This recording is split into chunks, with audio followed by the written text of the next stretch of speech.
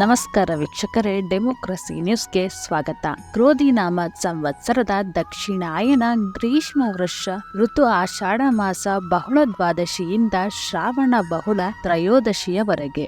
ಈ ಮಾಸದ ವಿಶೇಷತೆಗಳು: ಆಗಸ್ಟ್ 5ರಂದು ಶ್ರಾವಣ ಮಾಸ ಆರಂಭ, 9ರಂದು ನಾಗರ ಪಂಚಮಿ, 15ರಂದು ಸ್ವಾತಂತ್ರ್ಯ ದಿನಾಚರಣೆ, 16ರಂದು ವರಮಹಾಲಕ್ಷ್ಮಿ ಹಬ್ಬ, 17ರಂದು ಸೂರ್ಯ ಸಿಂಹರಾಶಿಗೆ ಪ್ರವೇಶ, 22ರಂದು ಕಟಕಕ್ಕೆ ವಕ್ರ ಬುಧ, 26ರಂದು ಕನ್ಯಾ ರಾಶಿಗೆ ಶುಕ್ರನ ಪ್ರವೇಶ, 26ರಂದು ಮಿಥುನ ರಾಶಿಗೆ ಕುಜನ ಪ್ರವೇಶ ಹಾಗೂ 26ರಂದು ಗೋಕುಲಾಷ್ಟಮಿ ಅಥವಾ ಶ್ರೀಕೃಷ್ಣ ಜಯಂತಿ. 5ನೇಯದಾಗಿ ಸಿಂಹರಾಶಿ. ಈಗ ನಿಮಗೆ ಎಲ್ಲಾ ಗ್ರಹಗಳು ವ್ಯತಿರಿಕ್ತವಾಗಿ ಇದೆ.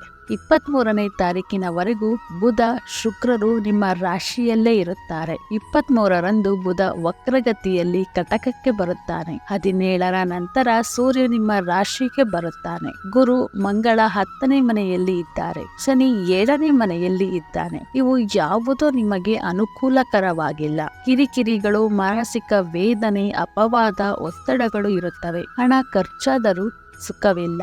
ಮನಸ್ಸಿಗೆ ಕೋಪತಾಪಗಳು ಇರುತ್ತವೆ. ಯಾವುದರಲ್ಲೂ ಮನಸ್ಸಿಲ್ಲದೆ ಎಲ್ಲವೂ ಅರ್ಧಂಬರ್ಧ ಕೆಲಸ, ಅರೆ ಮನಸ್ಸು ಹೀಗೆ ಇರುತ್ತದೆ. 2ನೇ ಮನೆಯಲ್ಲಿ ಕೇತು ಇರುವುದು ಕೂಡ ಕುಟುಂಬದಲ್ಲಿ ಅಶಾಂತಿ ತೋರಿಸುತ್ತದೆ. ಅನಾರೋಗ್ಯ ಕಾಡಬಹುದು, ಎಚ್ಚರಿಕೆಯಿಂದ ಇರಿ. ಆರೋಗ್ಯದಲ್ಲಿ ಕೊಂಚ ಏರುಪೇರಾದರೂ ಅಲಕ್ಷಿಸದೆ ವೈದ್ಯರನ್ನು ಸಂಪರ್ಕಿಸಿ. ಇದಿಷ್ಟು ಮಾಹಿತಿಯು ಆಗಸ್ಟ್ ತಿಂಗಳಿನ 12 ರಾಶಿಗಳ ಮಾಸ ಭವಿಷ್ಯವಾಗಿದೆ. ಮತ್ತಷ್ಟು ಮಾಹಿತಿಗಾಗಿ ಡೆಮೋಕ್ರಸಿ ನ್ಯೂಸ್ಗೆ ಲೈಕ್ ಮಾಡಿ, ಶೇರ್ ಮಾಡಿ, ಸಬ್ಸ್ಕ್ರೈಬ್ ಮಾಡಿ ಮತ್ತು ಪಕ್ಕದಲ್ಲಿರುವ ಬೆಲ್ ಬಟನ್ ಅನ್ನು ತಪ್ಪದೇ ಕ್ಲಿಕ್ ಮಾಡಿ. ಧನ್ಯವಾದಗಳು.